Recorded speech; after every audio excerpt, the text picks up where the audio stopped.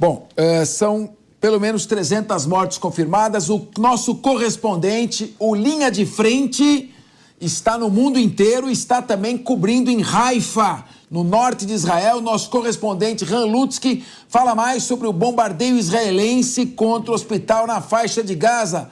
Boa noite, Han. São agora 9h36, aí provavelmente onde você se encontra.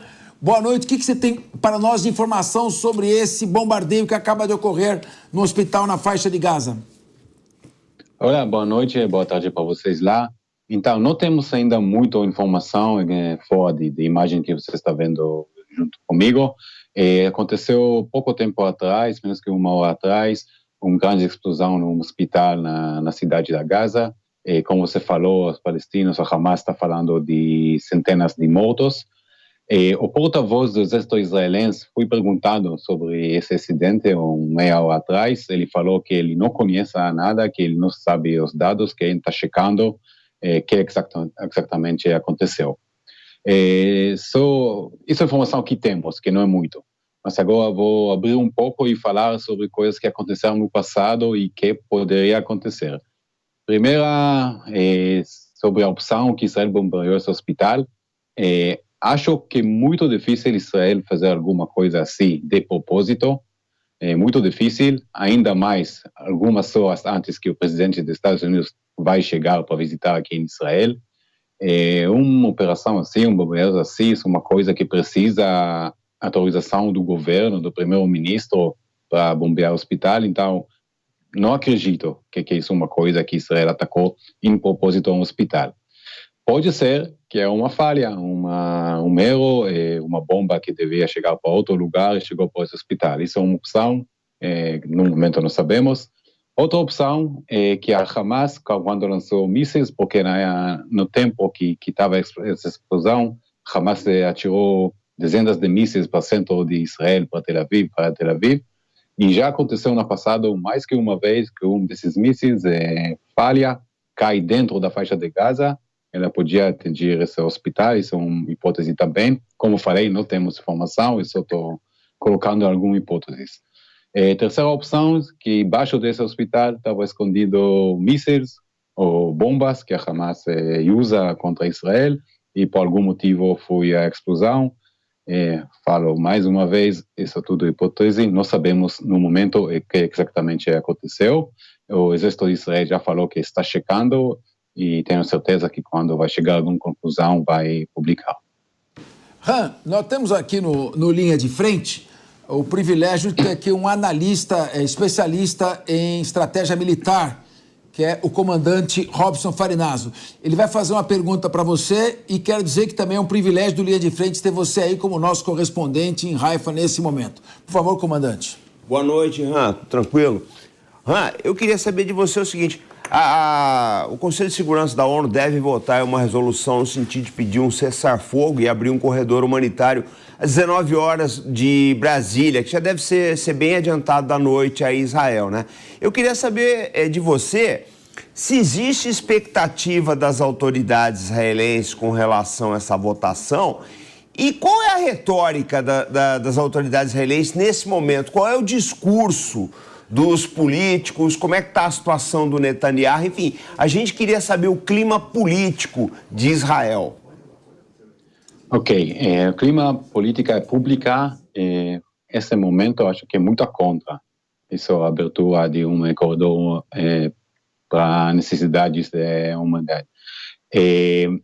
Ontem teve essa notícia que isso vai acontecer e no fim não aconteceu, e isso lançou várias e várias falas de ministros de Israel, até pessoas do exército, que não está atualmente no exército, que estavam no exército, e falaram muito contra isso.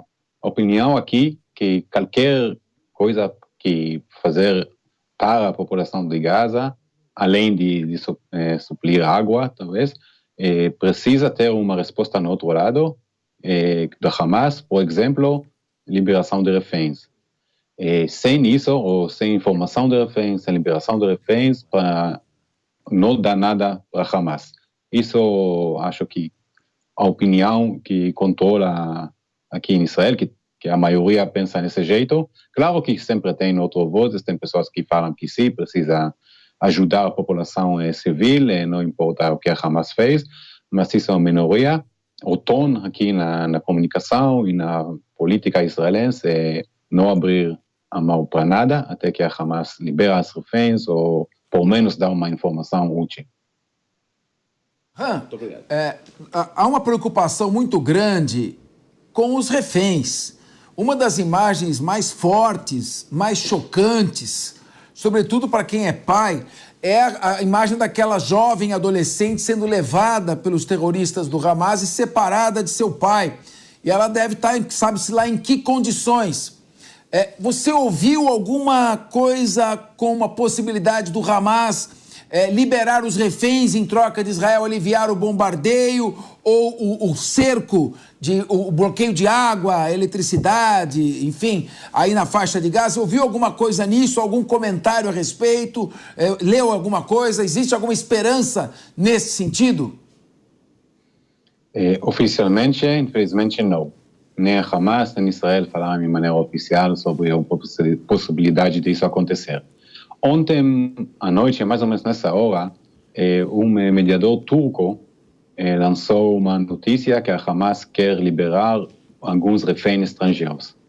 Agora, quando falamos em estrangeiros, tem que entender que tem vários israelenses com nacionalidade dupla como reféns do Hamas. Então, quando eles falam para liberar estrangeiros, na verdade são israelenses que também têm passaporte brasileiro, alemão, Estados Unidos, etc. Vai ser bem estranho se isso vai acontecer, porque, na verdade, são reféns como os outros, todos israelenses, mas também isso foi negado muito rápido. Tem vários órgãos que estão tentando fazer a conexão, a conversa entre Israel e Hamas de maneira indireta, os egípcios, os turcos, talvez Estados Unidos também, e às vezes tem essa informação que vem dessas fontes que não é do Hamas nem de Israel, são pessoas que estão tentando avançar em um jeito ou outro e lançam uma informação que então tem que estar muito cuidado. E nós também vemos no passado que quando a Hamas tem algum refém israelense, ele divulga muita informação falsa, muitas mentiras para tentar demoralizar o povo em Israel. Isso provavelmente também vai acontecer. Vamos ouvir rumores ou notícias que a Hamas vai liberar esse ou aquilo e depois algumas horas vão falar que não. Isso tudo parte da guerra psicológica. Mas até que eu sei, não vi nenhuma notícia séria falando sobre tipo dessa troca de liberar reféns em troca de comida ou água ou algo do tipo. A gente agradece bastante. A informação aqui no Linha de Frente tem prioridade. Se você precisar entrar novamente a qualquer momento, trazendo informações, e nós aguardamos sim que haja algum fundo de verdade nessa especulação, ainda especulação não confirmada, mas a gente tem que se agarrar a qualquer esperança nesse momento, porque não pode haver um sofrimento maior, além da perda, do que ter um parente sob o controle de terroristas feito como refém. Han Lutzky, muito obrigado, prioridade aqui aberta, se você precisava retornar, a qualquer momento a produção está à sua disposição. Muito obrigado, uma boa noite. Meu querido Ricardo Rous, a fronteira da faixa de Gaza com o Egito não poderia ser aberta para que a população que quisesse sair da faixa de Gaza pudesse fazê-lo? Se Israel consegue filtrar 80 mil palestinos entrando diariamente em seu território da faixa de Gaza para sair, não pode estabelecer algum tipo de seleção para que se verifique quem está saindo? Uma revista, suspeitos são detidos, mas se começa a liberar pelo menos as crianças, idosos, as mulheres, embora também existam terroristas que sejam disfarçados sob essa forma. Qual o objetivo de fechar completamente? É um objetivo militar? Eu queria te ouvir com relacionado a isso. Ô Capês, eu acho que esse é o clamor, talvez, mundial, a abertura desse corredor humanitário, utilizando essa passagem de Haifa aí na divisa de Gaza com o Egito. E eu acho que esse é um dos tópicos que estão na discussão, né? Está na pauta brasileira, que vai ser discutida agora às 19 horas, aqui horário de Brasília, às 18 horas, horário de Nova York, no Conselho de Segurança, que é presidido pelo Brasil, com essa proposta que o Brasil está colocando. E uma outra pressão internacional, na minha opinião, que tem que ser muito bem colocada e muito forte, é com a imediata entrega, a liberação dos reféns por parte do Hamas. Sim, a liberação de um corredor humanitário é muito importante. Agora é um clamor que está acontecendo, principalmente depois desse ataque ao hospital. A gente já vê as notícias aí, inclusive o pronunciamento do presidente da autoridade palestina, decretando o luto de 3 dias, ou seja, vai haver uma comoção imensa. Eu particularmente, minha opinião pessoal, acho muito difícil, pouco provável que esse ataque tenha de fato sido de Israel, direto, provocado, pensado, acho que não, ou um erro, ou o atentado pode ter sido do próprio Hamas para criar esse jogo de encenação imenso. Infelizmente estão usando civis, estão usando pessoas, um hospital agora, uma cena terrível, uma cena duríssima, muito triste. Isso se faz mais do que necessário agora, esse corredor humanitário. Eu acho que essa é uma das saídas, e pressionar o Hamas para a liberação imediata dos reféns. E aí tem que ter um grupo internacional que possa o fazer, inclusive conversando com o Irã, para que o Irã não se meta nesse negócio. Muito bem.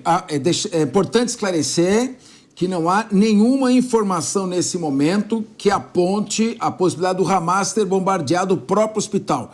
É uma possibilidade, nós ainda não temos nenhuma confirmação, nem num sentido, nem outro.